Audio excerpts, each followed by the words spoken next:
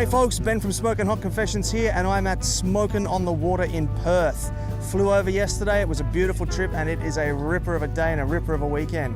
With me right now, I've got Jason Molly Meldrum, and we're going to have a bit of a talk about a couple of real different, interesting projects that he's working on at the moment. The first of which is this beautiful rat rod smoker. But before we get to the rat rod, mate, how are you enjoying this festival so far?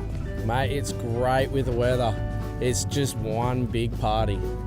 So we thought it was going to rain. It's come out as sunny as can be, and we're just having a ball. That's what it's all about, man. I love hearing that. Although I did just walk past the boss's tent, and there was a little bit of a lady having a whinge about the noise last night. So I think he's going to do the rounds and tell us all off shortly. But yeah, no, it's all fun and games. So, mate, first of all, let's talk about Southern Ocean smokers. This beautiful rat rod here, mate. Tell me the story. Basically, I used to get on the internet and search around and see what everyone's done, and I find these at scrapyards, auctions. Now I've got people basically giving them to me, and I just turn them into, scrap steel into smokers.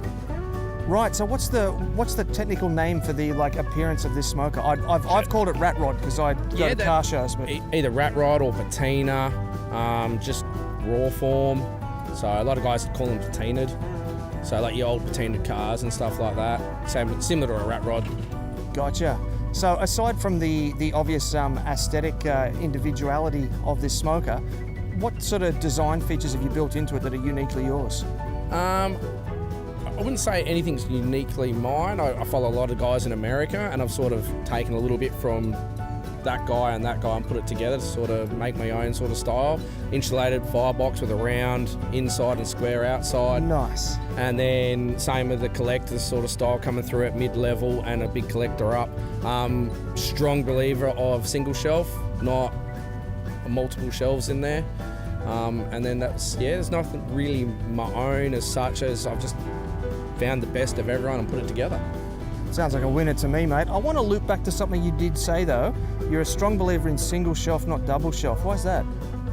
When you open the smoker up, you can actually see the smoke rolling through, and it's a real tumble, and the convection's working right. We have made a couple of multi-shelves, and you find that it doesn't roll through the same way, and you get a different bark, and it sets completely different. So we found that having a single shelf was just more what I like, and a more traditional style from America. That's fascinating, mate. I haven't heard that before, but you did open that for me last night, and I could see that rolling through. So hopefully we'll get a bit of sunlight on the right angle, and I'll get some of that on the video later. Yeah, hopefully we do. So the next project is, of course, Molly's Barbecue. You got it on your shirt there. Tell us what goes on there. So we started out building smokers, found out it was pretty good, really enjoyed it, and everyone wanted to know if I could start selling barbecue, like most of us do, and so we started catering. And then Pitmaster University with David On came along, and he goes, do you want to come with us? And Molly's Barbecue House can do all that. So now we're off to Karratha next week to do a massive 4,000 gig catering job. Wow, that's nice. And is that off the back of this one here?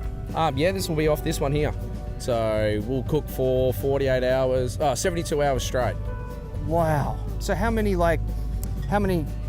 kilos of meat can you put on this thing at one time? We've worked it out. We can fit 42 briskets and 52 racks of beef ribs. Jeez, 42 briskets in one go. In one go. Ha! And that's so cool. They're between a 5 and a 6 kilo brisket. Right. Okay. Now, last thing before I let you go, this is a KCBS competition this weekend.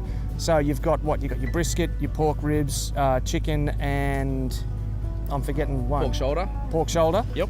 And there's a duck hanging up behind my shoulder here. There is a duck hanging up as an auxiliary category.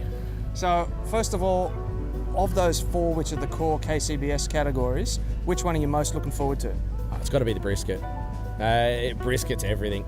You know, brisket's really where you want to be. I'd have to say, by the best result, but the hardest to get right, to get perfect.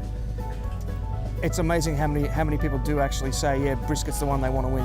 Yeah, it has to be, and that's why it's judged last. It's the pinnacle. You know, you don't have brisket first, you have brisket last. Yeah, it makes sense. Now, how are you going to do the duck? Tell me about the duck. I'll tell you tomorrow. Good point. So, no, we've got a few little secrets here, and we think what everyone else is doing, we're going completely left field. All right, well, I look forward to seeing that It's tomorrow. hanging up, drying out, that's about all we can say. Okay, fair enough. All right, mate, thanks for your time. I'll let you get back to your cook and your prep, and best of luck for the competition. Yeah, it's great to have you over here. It's great to be here, mate. Cheers.